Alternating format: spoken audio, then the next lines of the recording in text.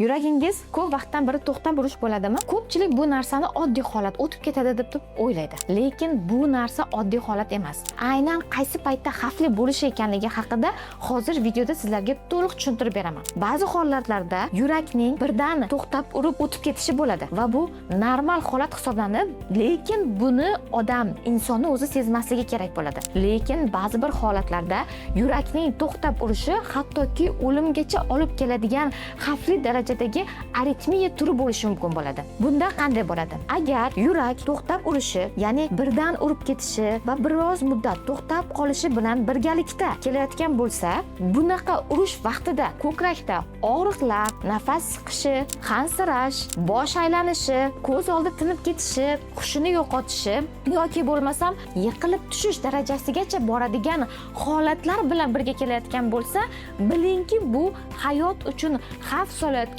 aritmiya turi ekanligini bildiradi. Yana ko'pchilik oldimga keladigan bemorlar mana bunday ta'rif beradi. Ha, doktor, boshim aylanib yiqilib tushganman. Bu narsa ko'p bo'lmaydi. 3-4 oyda bir marta bo'ladi. Keyin yana o'tib ketadi. Yana faqatgina yurak urishini, tez urib ketishini, birda to'xtab qolishini his qilaman-u, lekin har kuni yoki har oy yiqilib tushmayman deydi. Shunda bemorlardan so'rayman. Xo'p, sizda bu birinchi marta yurak urishini qachon his qilgansiz deyman. Bemor 3 yil oldin his qilganman deydi. 3 yil oldin hushdan ketish holati sizda 1 yilda necha marta bo'lgan desam, birinchi yili hushdan ketish holati bo'lmagan deb javob berishadi.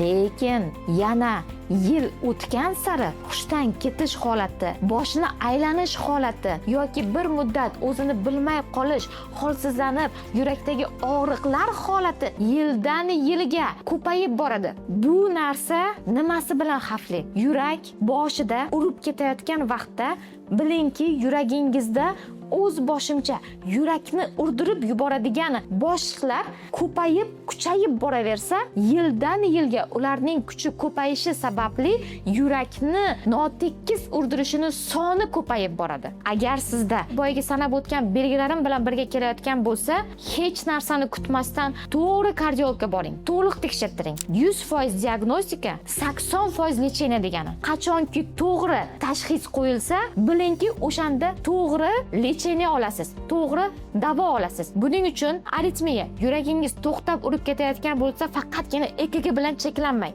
Albatta, ehokardiografiya qiling. Holter, ya'ni 1 sutka davomida yurakning urishini yozib oladigan apparatni taqib yuring. Yana ko'pincha yurakning urib ketishlari faqatgina yurak bilan bog'liq bo'lmaydi. Ba'zi holatlarda yurakning notekis urib ketishi, birda to'xtab qolishi oddiygina qalqonsimon bez gormonining faoliyati buzilganda, gormonlarning miqdori oshib ketganda ham bo'ladi. Yoki bo'lmasam hammamizga odatiy holat bo'lib qolgan kasallik deb hisoblanmaydigan holatimiz anemiya, kamqonlikda ham yurakning urib ketishlari bo'ladi. Yana qon quyuqlashib ketganda, uyqusizlikda, energetiklar ichilganda, kofe ichilganda va sigaret chekilganda ham yoki nos yoki alkogol ichilganda yuraklarning o'ynab ketishi, birda to'xtab urib ketish holatlari kuchayib boradi. Bunday holatlarda davolash faqatgina yurak bilan bog'liq bo'lmasdan, mana shu keltirib chiqargan sabablarni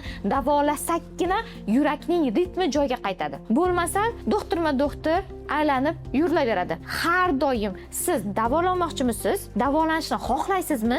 Birinchi navbatda o'sha kasallikning sababini aniqlang. To'liq diagnostika qiling. O'zi kasalmisiz, yo'qmi? Bu narsa yurak bilan bog'liqmi yoki boshqa narsami? Ana undan keyin dori kerak bo'lsa dori oling, operatsiya qilish kerak bo'lsa operatsiya oling yoki bo'lmasam sizga hech narsa kerak emasda tabiiy davolanish kerak bo'lsa, shunchaki hayot tarzini o'zgartirish kerak bo'lsa, o'sha ishni qiling.